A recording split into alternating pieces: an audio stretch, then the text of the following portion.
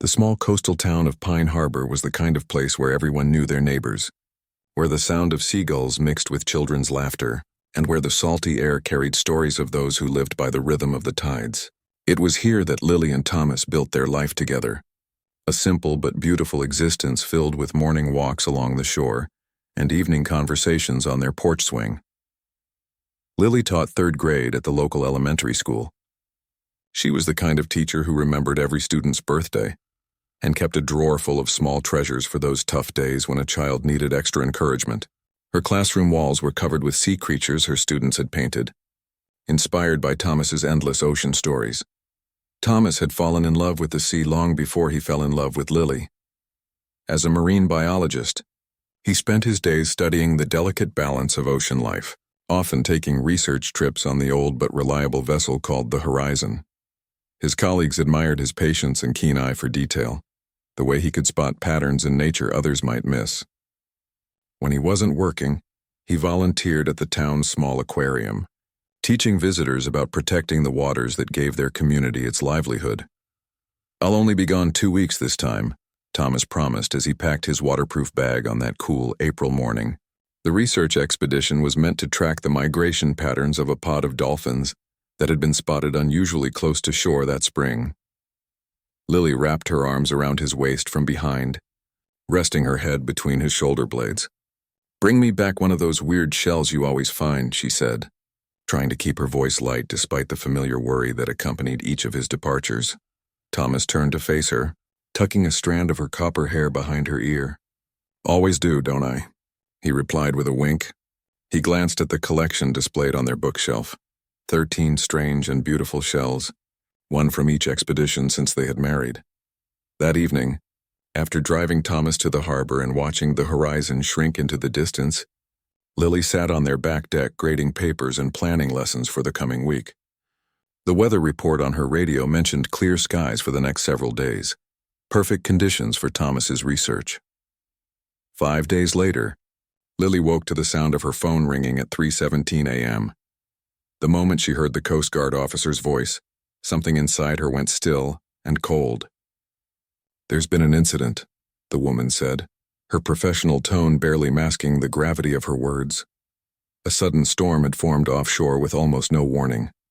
The Horizon had sent out a distress signal, but by the time rescue teams reached the last known coordinates, they found only scattered debris and an empty life raft. 3 crew members were recovered, the officer explained, but I'm afraid your husband wasn't among them. The hours that followed blurred together. Lily sat in the Coast Guard station as dawn broke, clutching a paper cup of untouched coffee, while officials explained search patterns and survival possibilities with careful optimism that didn't reach their eyes. Thomas was an experienced swimmer, they reminded her. He knew the waters better than most. "The first 24 hours are critical," said the search coordinator, spreading maps across the table. "But we don't give up easily." Lily nodded mechanically, trying to focus on the colorful search grid before her instead of the hollow feeling spreading through her chest. She provided them with every detail she could think of. The bright yellow waterproof watch Thomas always wore, the small scar above his right eyebrow, his habit of humming when he was thinking. The whole town mobilized. Fishing boats abandoned their usual routes to join the search. Lily's fellow teachers organized a rotation to stay with her so she wouldn't be alone. Her living room filled with neighbors bringing food she couldn't eat and reassurances she couldn't believe. Through it all, she kept her phone clutched in her hand, jumping each time it buzzed, hoping for news that never came. On the 3rd day, they found Thomas's waterproof bag tangled in debris 15 miles offshore. Inside was his research journal, the last entry cut off mid-sentence. On the 4th day, a storm bigger than the first rolled in, forcing the search boats back to harbor. On the 6th day, the Coast Guard captain sat across from Lily at her kitchen table, his hat in his hands, his voice gentle but firm as he explained how currents and time worked against them now. "We'll continue limited search operations," he said, "but I need you to understand that the chances of finding your husband alive have become very slim." Lily heard herself ask practical questions about next steps and recovery efforts. She signed papers authorizing the use of Thomas's dental records for identification purposes. She thanked the captain for his team's efforts. But inside, everything had gone quiet. as if she were watching herself go through these motions from somewhere far away. That night, alone in their house for the first time since the news broke, Lily stood in Thomas's study, running her fingers over his books, his notes, the half-finished model ship he'd been building. The shell collection on the shelf seemed to mock her with its incompleteness. He had promised her number 14. Sleep refused to come. Instead, Lily found herself walking the beach at midnight, scanning the dark water as if it might suddenly give back what it had taken. The lighthouse beam swept across the waves in steady rhythm, indifferent to her loss. 2 more weeks passed. The search scaled back further, then became intermittent, and finally shifted from rescue to recovery.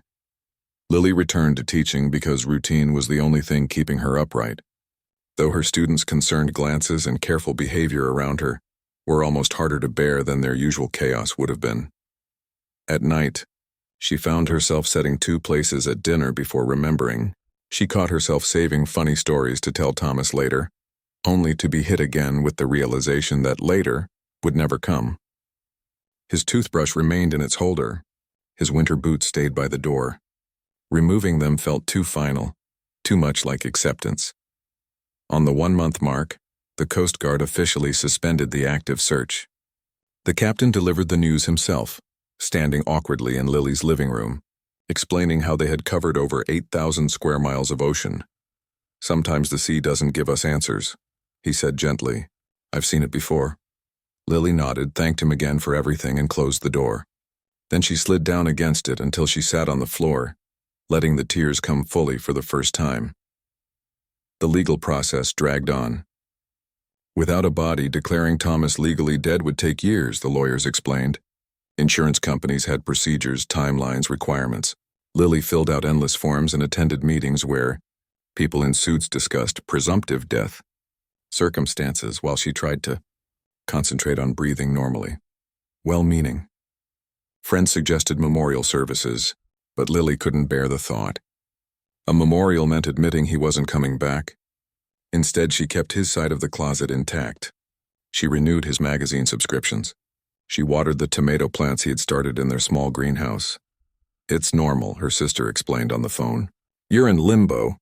Without closure, your heart doesn't know how to start healing." Summer faded into fall. The research center where Thomas worked held a dedication ceremony for a new educational program in his name. Lily sat in the front row, accepting condolences and watching as they unveiled a plaque with his photograph and the words "in memory of his passion for understanding the sea." His colleagues shared stories, how Thomas had once jumped fully, clothed into a tide pool to rescue a trapped baby seal, how he could identify dozens of fish species just by their swimming patterns, how he brought coffee to the night shift researchers even when he wasn't working himself. He loved this coast with everything in him. His research partner said, voice breaking slightly, if there was anyone who understood the risks of studying something so powerful, it was Thomas. But he always said some things are worth the risk. Walking home along the beach afterward, Lily spotted something half buried in the sand, a spiraled shell with unusual markings, exactly the kind Thomas would have picked up for their collection. She knelt to examine it, turning it over in her palm as the waves crashed nearby. For a moment, it felt like a sign. Then the practical part of her brain reminded her that thousands of shells washed up on this beach every day, the ocean giving and taking in its endless cycle. Nothing personal about it. Still, she slipped the shell into her pocket and carried it home. In her living room, she hesitated before finally placing it on the shelf with the others. Number 14, the one Thomas hadn't been able to bring her himself. That night, as rain lashed against the windows and the wind howled through the trees, Lily made a cup of tea and opened Thomas's laptop for the first time since the accident. His password was the date they met. She'd teased him about being sentimental about it. His desktop was organized with the precision typical of his methodical mind. Research folders, teaching materials, photos neatly sorted by year and location. Lily clicked through them slowly, watching their life together unfold backward through time. Last Christmas, their hiking trip to the mountains, the day they painted their kitchen blue. In his email, she found a draft message he'd never sent. It was addressed to her, dated the morning he left. Almost forgot to tell you. Got us reservations for our anniversary in October. That little place on the cliffs you love. Don't make plans. Love you always, even when I'm chasing fish. Lily read the message 3 times, then closed the laptop. The Coast Guard had explained how unlikely survival would have been past the first week. The water temperature, the distance from shore, the lack of fresh water, the probability of injuries in such a violent storm. Logic told her Thomas was gone. Yet somewhere deep in her heart, a tiny, irrational spark refused to be extinguished. The spark whispered that if anyone could survive against impossible odds, it would be the man who knew the sea better than anyone, the man who had once swum 2 miles to shore when a boat engine failed, the man who had promised to always come back to her. Outside her window, the lighthouse beam swept across the darkness, again and again. Searching. Always searching. The first anniversary of Thomas's disappearance arrived with cruel spring sunshine, mocking Lily with the same perfect blue skies that had been present the morning he sailed away. She woke before dawn, her body somehow remembering the date without needing the calendar's reminder. 1 year, 365 days of phantom phone calls, of jumping at the sound of footsteps on the porch, of reaching across empty sheets in half-sleep before remembering. A year of firsts. First birthday without him, first Christmas, first winter storm when she had to secure the shutters herself. Lily called in sick to school. Miss Henderson, the principal who had become a steady friend throughout this ordeal, didn't question her. "Take all the time you need," she said, her voice warm with understanding. "The substitute already has your lesson plans." The house felt too quiet, too empty to bear.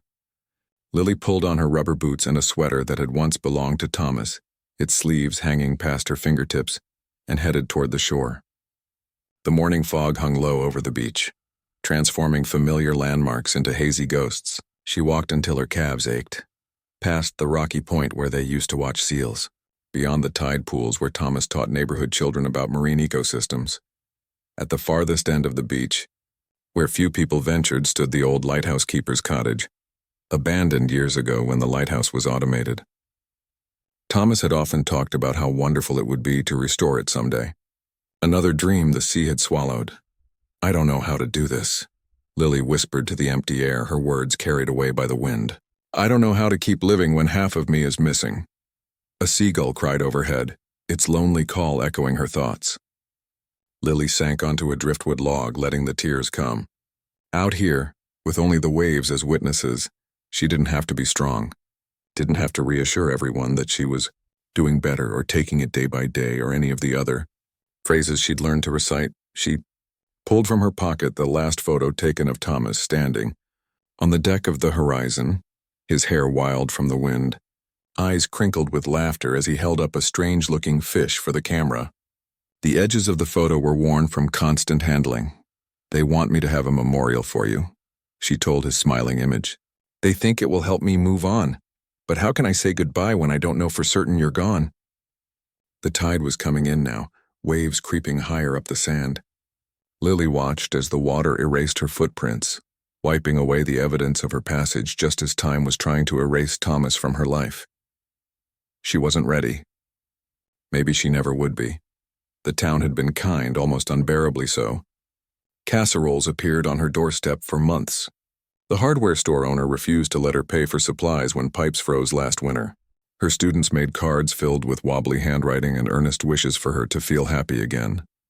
But kindness couldn't fill the Thomas-shaped hole in her world. As Lily walked back toward town, she spotted a figure sitting alone on the beach. Even from a distance, she recognized Harriet, the elderly woman whose husband had been lost at sea 30 years earlier. They had spoken only a few times, but there was a silent understanding between them. Membership. In a club nobody wanted to join, Harriet raised a gnarled hand in greeting as Lily approached. "Thought I might see you." "Today," the older woman said, patting the sand beside her in invitation. "Anniversary days are the hardest." Lily sat, grateful for company that required no explanations. "Does it ever stop hurting?" she asked after a long silence. Harriet considered this, her weathered face thoughtful as she gazed at the horizon. "No," she said finally, "but it changes. The pain becomes familiar, like an old scar that aches when rain is coming. You learn to live with it." "I feel stuck," Lily admitted. "Everyone expects me to move forward, but I can't. It's like I'm frozen in that moment when the Coast Guard called." People who haven't been through it don't understand. Harriet nodded. When there's no body, no grave to visit, the mind plays tricks. You keep thinking maybe, just maybe. Exactly, Lily whispered. Sometimes I still buy his favorite cereal. They sat together until the sun climbed high, sharing stories about the men they had loved, sometimes laughing, sometimes crying. It was the first time Lily had spoken about Thomas without measuring her words, without worrying about making others uncomfortable with her grief. As they parted ways near the town pier, Harriet pressed something into Lily's palm, a smooth stone with a hole worn through its center. Hagstones. My mother called these, the older woman explained. Old folklore says they let you see into other worlds. I've carried this one since Richard disappeared. Now I think maybe you need it more than I do. I couldn't, Lily began, but Harriet closed Lily's fingers around the stone. Just for today, she said gently, a reminder that you're not alone in this strange limbo we inhabit. That evening, after watching the sunset from the porch swing that still swayed with an empty space beside her, Lily made a decision. She picked up her phone and called her sister Maggie. I think I'm ready for you to come stay for a while, she said when Maggie answered.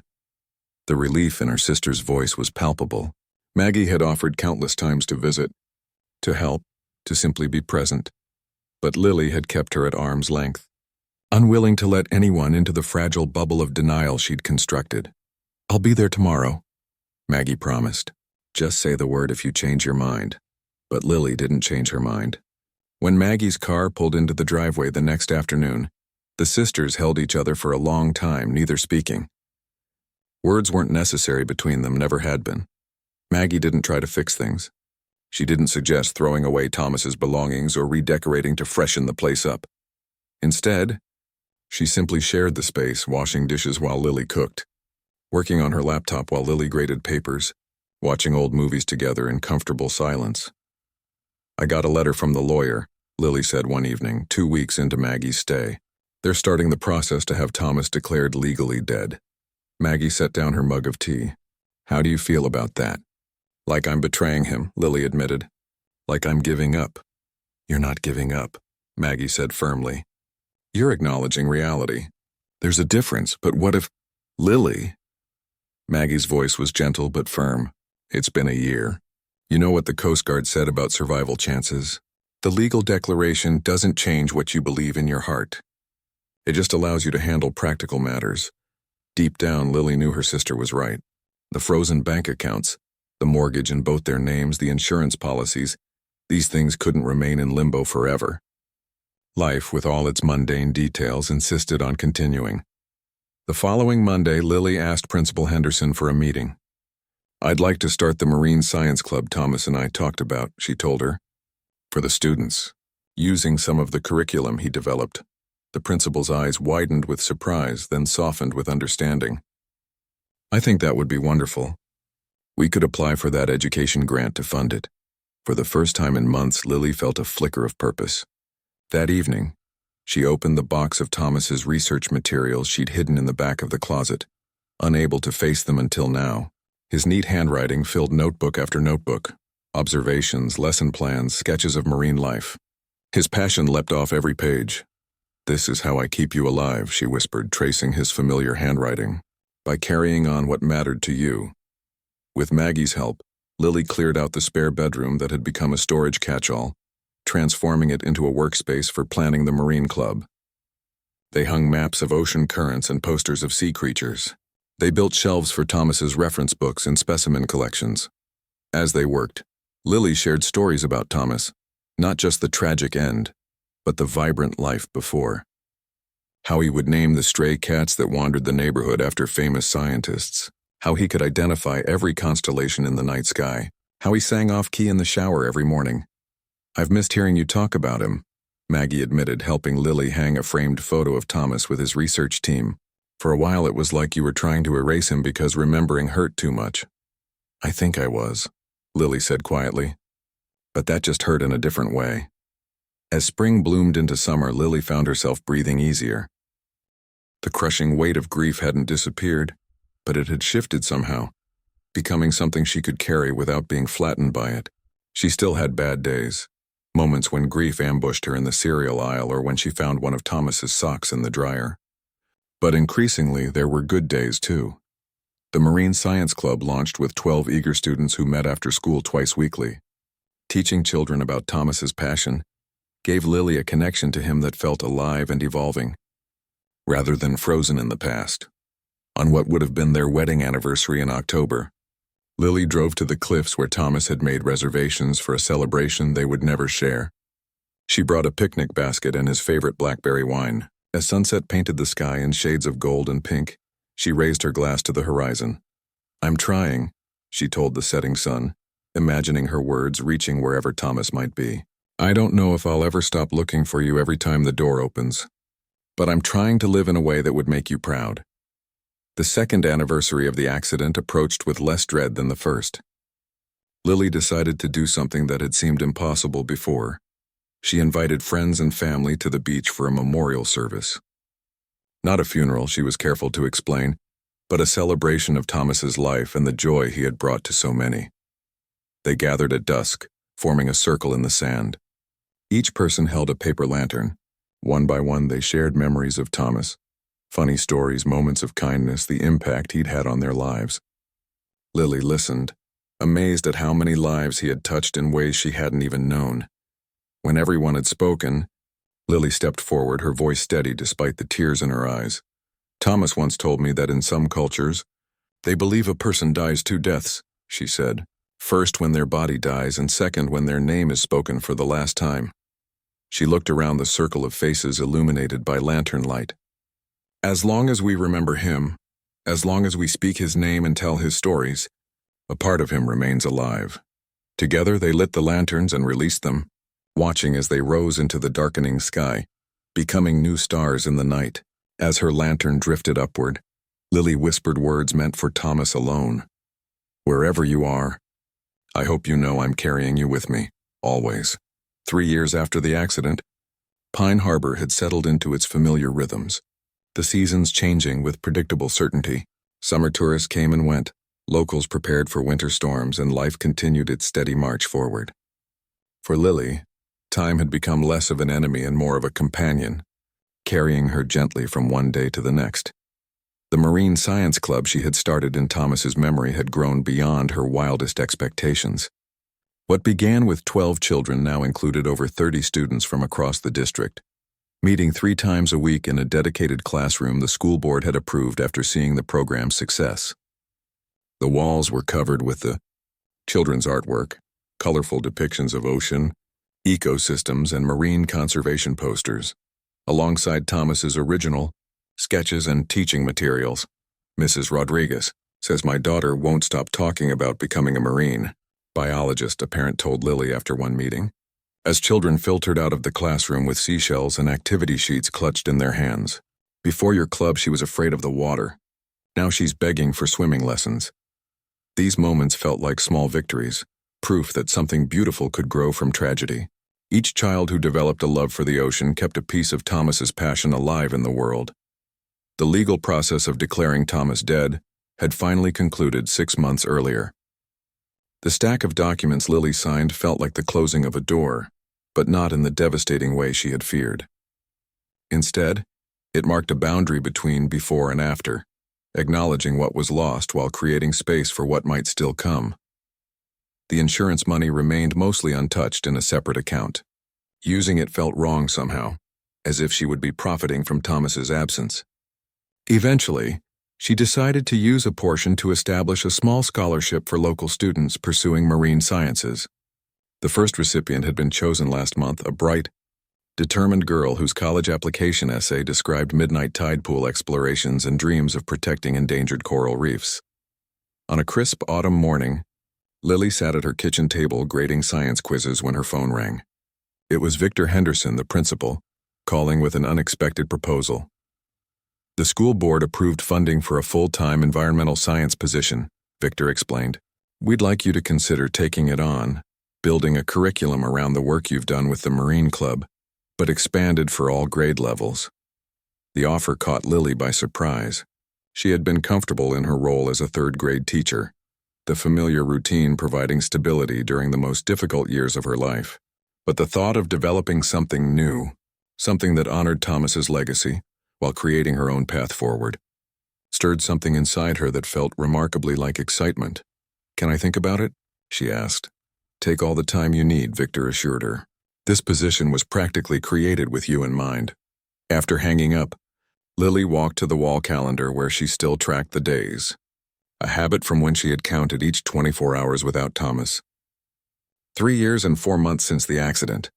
She no longer marked the days with small X's, but the awareness of time past remained a constant companion. "What do you think?" she asked aloud, a habit she hadn't quite abandoned, speaking to Thomas as if he might answer. "It's a big change." The house remained silent, but somewhere deep inside, Lily felt a certainty forming. Thomas would have loved this idea. He had always encouraged her to challenge herself, to grow beyond comfortable boundaries. That evening, she called her sister Maggie to share the news. "You're going to take it, right?" Maggie asked immediately. "It's perfect for you." "I think I will," Lily said, surprised at the conviction in her own voice. "It feels like the right next step." "I'm so proud of you," Maggie said softly. "You've come so far, Lil." Later that night, as Lily sorted through a box of Thomas's teaching materials looking for inspiration for the new position, she found a folder labeled Future Projects in his neat handwriting. Inside were notes for environmental education programs he'd hoped to develop someday, ideas for field studies, community involvement initiatives, and interdisciplinary approaches to teaching marine conservation. Tears sprang to her eyes, but they weren't the devastating sobs of early grief. This was a gentler emotion, bittersweet recognition that even now Thomas was guiding her forward. His dreams could still take shape through her hands. "Thank you," she whispered, carefully placing the folder on her desk, where she could reference it as she planned her new curriculum. 2 weeks after accepting the position, Lily was staying late at school to organize her new classroom when she heard a knock at the door. She looked up to find a man standing in the doorway, a little girl of about 8 at his side. They both carried boxes of seashells.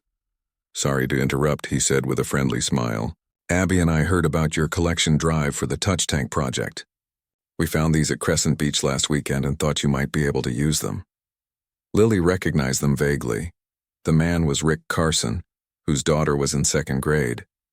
She had met him briefly at parent-teacher conferences the previous year. "That's so thoughtful," she said, making space on a nearby table. "We're trying to create a hands-on experience for the younger children. These are perfect." The little girl, Abby, carefully arranged the shells by size and type as she unpacked them. "Dad says you know everything about the ocean," she said, looking up at Lily with serious eyes. "Not everything," Lily laughed. "Not even close.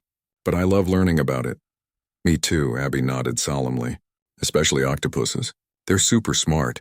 Rick smiled apologetically. "She's been on an octopus kick since we visited the aquarium in Portland." "Sorry we kept you so late."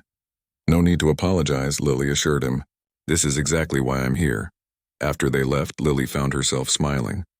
The brief interaction had felt normal, pleasant. For so long, every conversation had been shadowed by people's awareness of her loss, their careful avoidance of certain topics, the pitying looks she had come to dread. But Rick and Abby had simply treated her as a teacher with a passion for marine education, not as the woman whose husband had been lost at sea. The following week, Rick appeared again, this time with a book on cephalopods for the classroom library and a shy invitation to join him and Abby for the upcoming tide pool walk organized by the local nature center. Abby signed up, "But to be honest, I don't know a barnacle from a limpet," he admitted with a self-deprecating smile. "We could use someone with expertise." Lily hesitated, surprised to find herself considering the invitation. It wasn't a date, clearly a father and daughter outing she was being included in, but still, it represented a step into social territory she had avoided for years. "I'd like that," she said finally, and was rewarded with Rick's genuine smile and Abby's excited bounce. The tide pool walk turned into coffee at the Harbor Cafe while Abby examined her collection of shells and sea glass. Coffee evolved into occasional family dinners when Rick, a single father who worked from home as a graphic designer, admitted his limited cooking skills were testing his daughter's patience. "If I have to eat spaghetti one more time, I might run away," Abby announced dramatically one evening as Lily taught them to make a simple fish stew using Thomas's recipe. Rick's friendship became a comfortable presence in Lily's life, uncomplicated by romantic pressure, built on shared care for Abby and mutual respect. He never tried to replace Thomas in her stories or memories, instead listening with genuine interest when she shared fragments of her past life. "He sounds like he was an amazing person," Rick said one evening as they watched Abby attempting to build a sand castle in the last light of day. "The way you talk about him, it's like you're keeping his spirit alive." "I'm trying to," Lily admitted. "For a long time I thought moving forward meant leaving him behind. Now I understand it's possible to carry people with you." As spring approached, bringing the 3rd anniversary of the memorial service, Lily made a difficult decision. The cottage she had shared with Thomas, while filled with precious memories, had begun to feel like a museum to their past, rather than a home for her present. Each room held ghosts of what had been and what might have been, making it difficult to fully embrace her changing life. After weeks of consideration and long talks with Maggie, Lily listed the house for sale. The process of sorting through belongings, deciding what to keep, what to give away, what to carefully store, was both painful and liberating. Thomas's clothes, untouched for years in their shared closet, were donated to the homeless shelter where he had volunteered. His books and research materials were divided between Lily's classroom and the local community college library, where a small collection now bore his name. The most precious items: his grandfather's pocket watch, the journal he kept during their first year together, the collection of strange shells from his expeditions. These Lily packed carefully, refusing to part with the tangible reminders of the man she had loved. The beachfront cottage sold quickly to a young couple expecting their first child. Watching them explore the rooms, their faces alight with plans and possibilities, Lily felt an unexpected peace. The house deserved to be filled with new life, new stories, new love. She found a small craftsman bungalow closer to the school, its back garden overlooking a nature preserve. The first night in her new home, Lily sat on the back porch with a cup of tea, listening to the chorus of frogs and crickets. The stars overhead were the same ones she and Thomas had named together on countless evenings, yet somehow they looked different from this new vantage point, equally beautiful, but viewed through changed eyes. The next morning, Lily carefully unpacked Thomas's shell collection, arranging it on a shelf in her living room alongside photos of their life together. Next to them, she placed newer photos: Lily with her marine science students on their first oceanography field trip, Lily receiving an environmental education award, Lily with Rick and Abby releasing rehabilitated seal pups back to the ocean, past and present side by side. Not competing, but complementing one another. That weekend, Rick and Abby helped Lily plant a small garden in her new backyard. As Abby chattered excitedly about the butterflies they hoped to attract, and Rick measured spaces for the bird feeders he had built, Lily felt a warmth spreading through her chest that she finally recognized as happiness. Not the uncomplicated joy of her life before the accident, but a deeper, more weathered contentment that acknowledged both pain and healing as parts of her journey. "What do you think?" Rick asked as they stood back to admire their work. Garden soil smudged across their clothes. "I think it's a good beginning," Lily replied, and knew she was talking about far more than just the garden. 5 years had passed since that terrible morning when the Coast Guard called with news of the Horizon's destruction. 5 years since Lily's world had shattered and slowly, painstakingly been rebuilt piece by piece into something different, but meaningful. Life had settled into comfortable patterns. Lily's environmental science program had become a model for schools across the state. She had presented at education conferences, published articles in teaching journals, and was currently writing a curriculum guide that would help other schools develop similar programs. Her friendship with Rick had deepened over time, evolving gradually into something more. They had been dating for nearly a year, taking things slowly out of respect for both their histories, his divorce, her loss, and for Abby, now 10 and fiercely protective of their little family unit. They hadn't discussed marriage, but Lily sometimes caught Rick looking at her with an expression that suggested the thought had crossed his mind. It was an ordinary Tuesday when the call came. Lily was in her classroom after school, helping a group of students prepare their project for the regional science fair. The school secretary appeared in the doorway, her expression tense. "Lily, there's a call for you in the office. They say it's urgent." Something in the woman's voice made Lily's heart skip. She quickly assigned the students a task and hurried to the main office. memories of that first devastating call flooding back unbidden. When she picked up the phone, the voice on the other end belonged to a woman with an Australian accent. "Am I speaking with Lily Miller, wife of Thomas Miller?" "Yes," Lily replied, her mouth suddenly dry.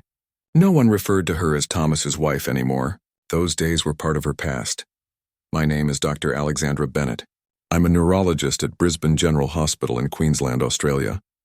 The woman paused as if gathering herself for what came next. "Mrs. Miller, I believe we may have your husband here." The world tilted sideways. Lily gripped the edge of the desk, certain she had misheard. "That's not possible," she said automatically. "My husband died 5 years ago. A man was brought to our hospital 3 weeks ago from a remote fishing village in Indonesia," the doctor continued. "He had been living there for several years, suffering from severe amnesia. Recently, he began having memory flashes. A town called Pine Harbor, a woman named Lily, a research vessel. One of our nurses found a missing persons database and matched his description." "This is some kind of mistake," Lily insisted, even as her heart thundered in her chest. "There was an investigation, a death certificate. We've run preliminary DNA tests using the samples on file from the original missing persons case," Dr. Bennett said gently. "I wouldn't be calling if we weren't reasonably confident. Mrs. Miller, there's a 98.7% probability that this man is Thomas Miller." Lily sat down heavily, the phone clutched in a white-knuckled grip. The school office had gone eerily silent, the secretary pretending to shuffle papers while obviously listening. "I need to see a photo," Lily managed finally. "Can you send a photo?" "Of course. I'll email it immediately. Mrs. Miller, I understand this must be overwhelming. Take your time to process this. The patient, Mr. Miller, is stable, receiving excellent care, and in no immediate danger." Lily gave her email address mechanically, her mind racing in circles, unable to grasp the implications of what she was hearing. Thomas alive? After 5 years? It wasn't possible. It couldn't be possible.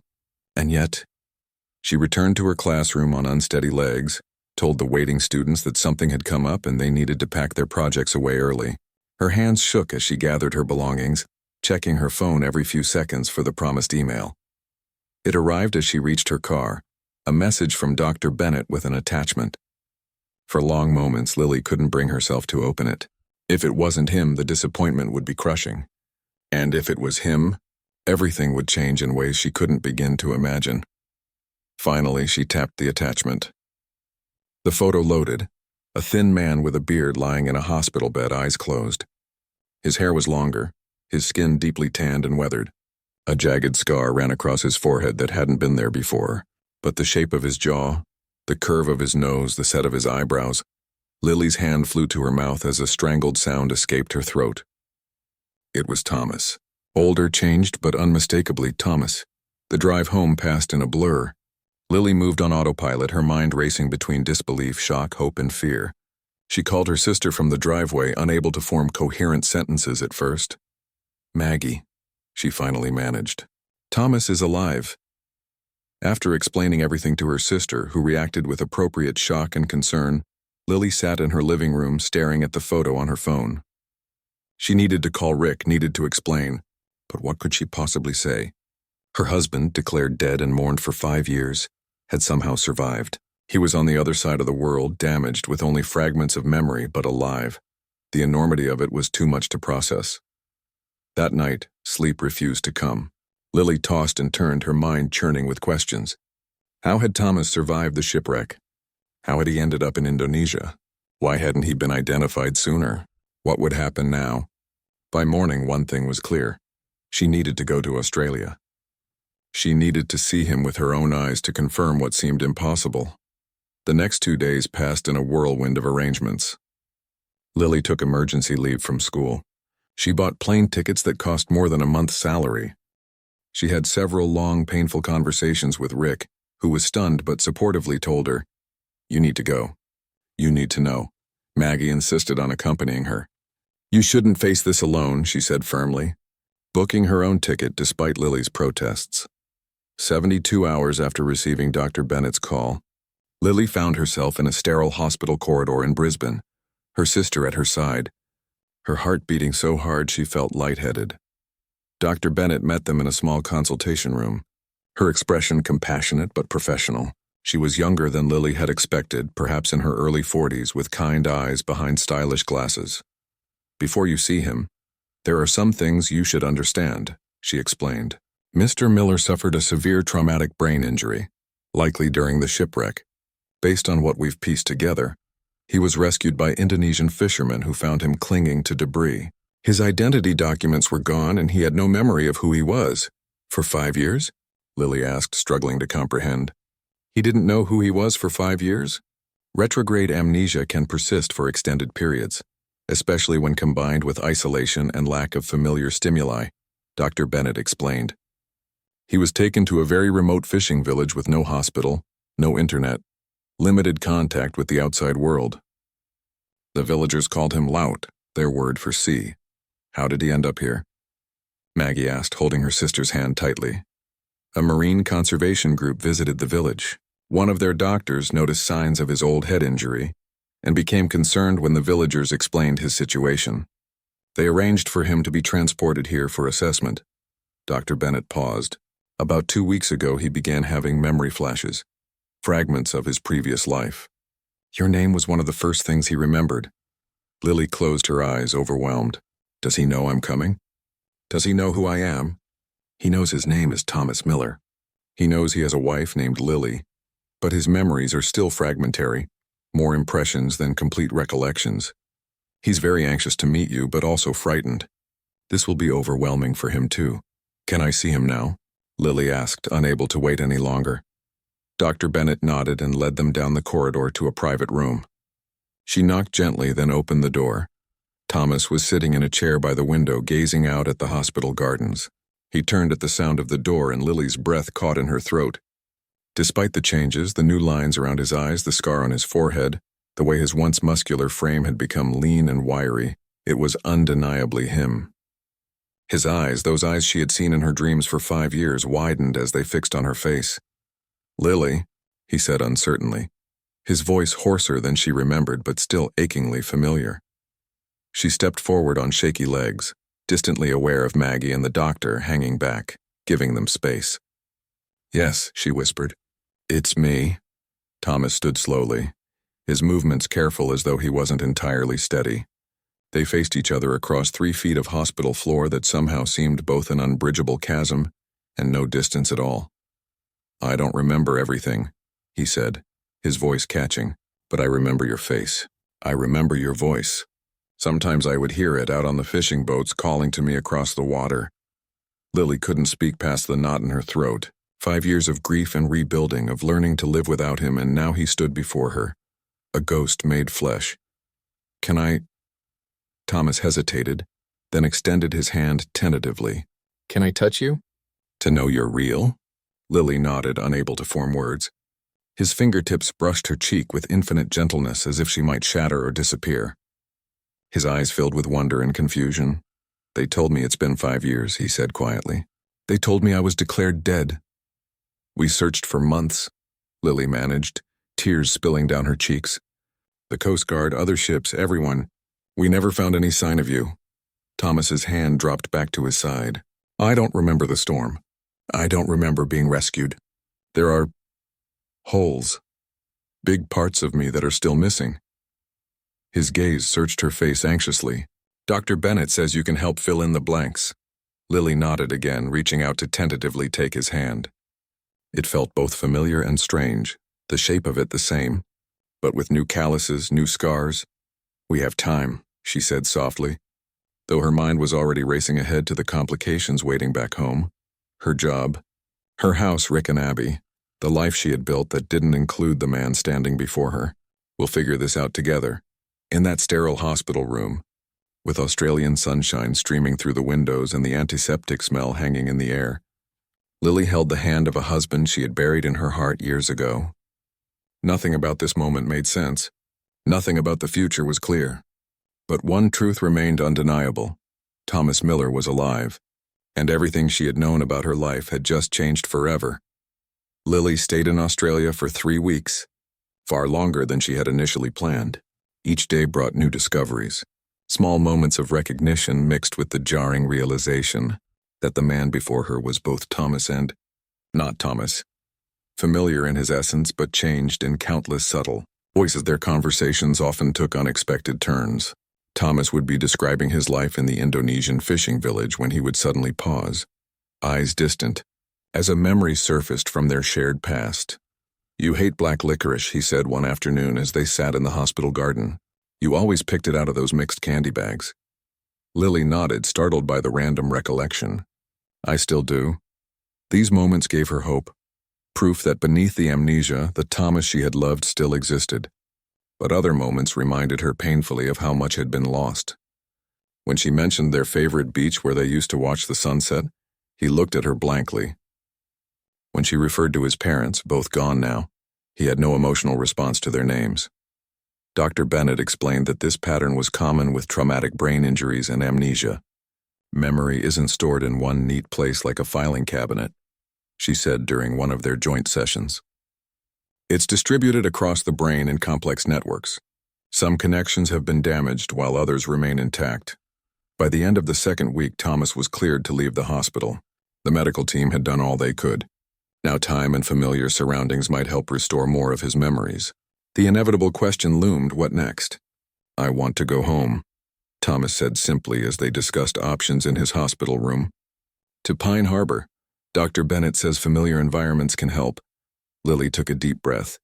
"Thomas, home isn't the same anymore. I sold our house 2 years ago." His face fell and she hurried to explain about her new place, the teaching position, the changes in the town. She didn't mention Rick, not yet. That conversation felt too complicated for this moment when Thomas was still processing the most basic elements of his former life. "It doesn't matter," he said after a moment, his voice determined. "Pine Harbor is still home. It's where I'm from. I need to see it." Arrangements were made. Thomas received specialized therapy to prepare him for the journey and the potential emotional impact of returning to a place both familiar and changed. Lily extended her leave from school, made calls to book flights, and steeled herself for the next challenge, telling Rick the full truth about what was happening. Their phone conversation was one of the most difficult of Lily's life. "So he's really coming back with you?" Rick asked, his voice carefully controlled. "Yes," Lily confirmed, pacing the hotel room while Maggie pretended to read a magazine, giving her privacy without leaving her completely alone. "The doctors think familiar surroundings will help his recovery." A long silence followed. "And where will he stay?" The question she had been dreading. "I don't know yet," she admitted. "A hotel at first probably while we figure things out." "Not with you?" "Rick, I can't just—" Lily struggled to find the words. "He's my husband legally, but he's also essentially a stranger now. We both need time. And us?" Rick asked quietly. "What happens to us?"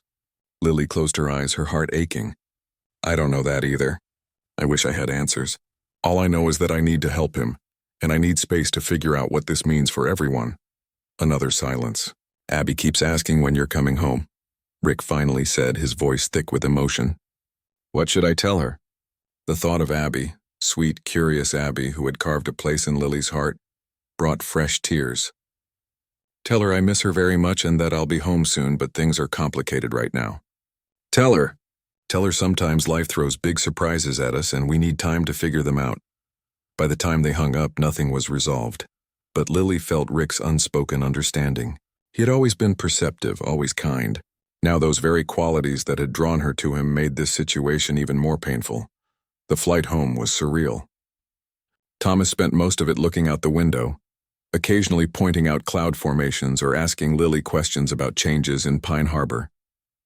She answered carefully, trying to prepare him without overwhelming him. When they finally landed at the regional airport, Thomas gripped the armrests during descent, his knuckles white. "I remember flying," he said tensely, "but it feels like the first time." Maggie had arranged for a rental car and a hotel room for Thomas at the Harbor Inn, a modest but comfortable place overlooking the bay. As they drove through town, Thomas pressed his face to the window, drinking in the familiar landmarks. He gasped when they passed the school where Lily taught. "I remember that building," he said excitedly. "Didn't they paint it blue? It used to be yellow." "Yes, 3 years ago," Lily confirmed, encouraged by this flash of accurate memory. The next few days established a cautious routine. Lily would pick Thomas up each morning, and they would visit places from their shared past. The pier where they had first met, the coffee shop they had frequented, the park where they had picnicked on weekends. Sometimes these visits triggered memories. Other times Thomas would stare at meaningful places with frustrating blankness. Dr. Chen, the neurologist in Pine Harbor who had been briefed on Thomas's case, recommended patience. The brain heals on its own timeline, she explained during Thomas's first appointment. Pushing too hard can actually be counterproductive. Word spread quickly in the small town. People Lily had known for years suddenly found reasons to cross her path, their eyes wide with curiosity and disbelief. Some approached Thomas directly, embracing him tearfully or bombarding him with reminiscences he couldn't always reciprocate. Others whispered behind their hands, speculating about what this meant for Lily and Rick, whose relationship had been common knowledge. Through it all, Thomas showed remarkable resilience. When memories failed him, he would simply smile and say, "I'm working on remembering. Tell me more." His genuine interest in the life he had forgotten touched everyone he encountered. One morning, about 2 weeks after their return, Thomas asked to visit the beach where they had held his memorial service. Lily hesitated, unsure if this was wise, but Dr. Chen had encouraged following Thomas's instincts about what might help him reconnect. They walked silently along the shore, the rhythmic sound of waves filling the space between them. Thomas stopped occasionally to pick up shells, examining them with the focused attention of a scientist, a glimpse of his former self that made Lily's heart ache with recognition. "I had dreams about this place," he said suddenly, staring out at the horizon. "In Indonesia. I didn't know what it was, but I would see this exact view in my sleep. The shape of that headland, the way the waves break on those rocks." He turned to her, his eyes bright with emotion. Part of me remembered, even when I didn't know what I was remembering. They sat on a piece of driftwood, watching gulls dive into the water. After a comfortable silence, Thomas spoke again, his voice careful. "You're seeing someone, aren't you?" Lily's heart jumped. She had been dreading this conversation, postponing it day after day. "How did you know?" "People talk," he said with a small smile. "And you're different. There's a calmness in you that wasn't there before. Someone did that." "His name is Rick," Lily admitted, studying Thomas's face for signs of anger or hurt. "It started as friendship. His daughter was in my class. It evolved gradually." Thomas nodded slowly, absorbing this. "Do you love him?" The directness of the question took her breath away. "Yes," she said finally, knowing honesty was the only possible path forward. "Not the same way I loved you, different but real. And now I've come back and complicated everything." There was no accusation in his tone, just simple acknowledgement of reality. "You didn't choose this," Lily said firmly. "None of us did. What happens now?" Thomas asked, echoing the question Rick had posed weeks earlier. The question that had been haunting Lily day and night. "I don't know," she admitted. "I only know that I can't just pick up where we left off, pretending the last 5 years never happened. And I can't simply walk away from the life I've built either." Thomas reached for her hand, holding it loosely, giving her space to pull away if she wanted. When she didn't, he squeezed gently. "I've been thinking about this a lot," he said. "About what's fair to ask of you. The truth is, I'm not the same man you married. Parts of him are here," he tapped his temple, "but other parts may never come back. And you're not the same woman I remember." Lily felt tears welling up. "No, I'm not. I don't want to destroy what you've built," Thomas continued, "but I need help finding my place in the world again. I thought that place was with you as your husband. Now I'm not so sure." "What are you saying?" "I'm saying maybe we need to consider that our story together might have a different ending than we once thought." His voice was gentle but firm. "Maybe what we need isn't to force ourselves back into our old roles, but to find new ones that honor what we were to each other, while accepting what we've both become." A weight Lily hadn't realized she was carrying suddenly lifted. She had been so afraid of hurting Thomas, of betraying their past, that she hadn't allowed herself to consider there might be a path forward that didn't require sacrificing either her past or her present. "What would that look like?" she asked cautiously. Thomas smiled, a genuine smile that reached his eyes. "I don't know yet, but I think we have time to figure it out." Over the following months, they did just that. Thomas found an apartment near the harbor and began volunteering at the Marine Research Center, slowly reconnecting with the work that had once been his passion. With time and therapy, more of his memories returned. Not all, but enough to give him a sense of continuity, of belonging to his own life. Rick and Abby kept their distance at first, but as the situation stabilized, new relationships gradually took shape. The first time all four of them had dinner together was awkward, but ultimately healing. Watching Thomas and Rick discover shared interests in photography and sailing, Lily glimpsed the possibility of a future none of them could have imagined, one where past and present weren't at war but in conversation. 1 year after Thomas's return, Lily sat on her porch watching a summer storm roll in across the bay. Thomas would be giving a presentation at the research center tomorrow, his first since returning, about marine conservation in Indonesia. Rick and Abby were coming to support him. Later, they all planned to have dinner together to celebrate. Life had found a new balance, different from anything Lily could have predicted but somehow right in its own way. She and Thomas had decided, after much soul-searching, not to resume their marriage. The legal processes of divorce had been handled with gentle respect on both sides. The papers referred to their unusual situation as extraordinary circumstances, which seemed like an understatement but was the closest legal language could come to, describing their reality.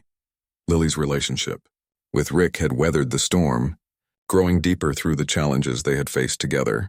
Thomas had begun dating Dr. Chen's assistant, a kind woman who accepted his memory gaps without judgment and shared his renewed passion for marine biology. The four adults had created an unexpected found family, bound together by their shared experience of an impossible situation. For Abby, it simply meant more people to love her, more adults to cheer at her soccer games and help with science projects. As the first raindrops fell, Lily thought about the strange journey that had brought them all to this point. A tragedy had separated her from Thomas. Time had healed and changed them both, and fate had brought him back when she least expected it. Their love story hadn't ended the way fairy tales promised, with a simple reunion and happily ever after. Instead, it had evolved into something more complex but no less meaningful, a testament to the human heart's capacity to grow, adapt, and find new ways to express love in all its forms. Some people in town still whispered, still questioned her choices. But Lily had found peace in the understanding that love wasn't a zero-sum game. What she had shared with Thomas remained precious and real. What she had built with Rick was equally valuable.